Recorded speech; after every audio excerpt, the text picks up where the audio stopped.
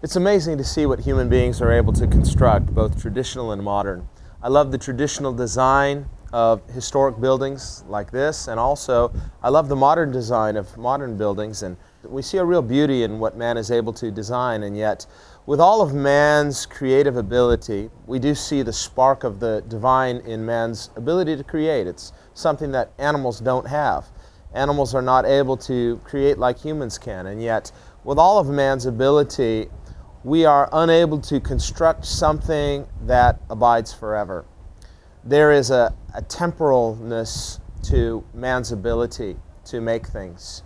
And what we see ultimately is that nature itself teaches us all things lead to decay.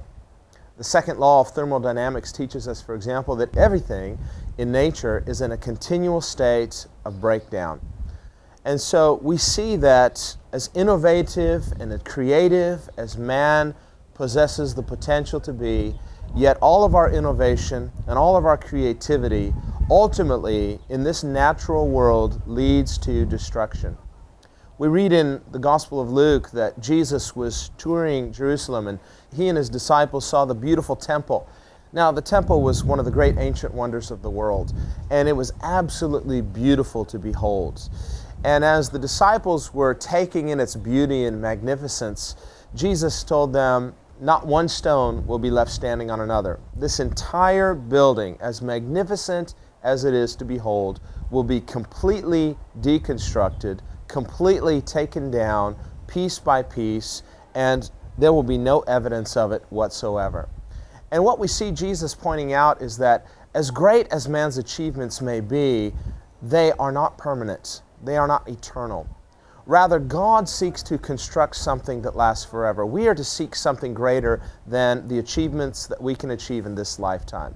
If all you and I are living for is some lifetime achievement, your life is going to add up to something that people remember you for.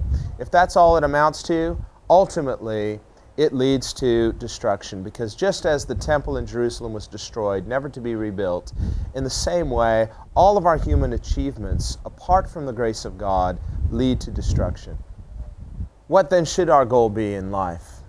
Jesus speaks of an eternal temple. Remember, Jesus said in John chapter 2, "Tear down this temple, and in 3 days I will rebuild it."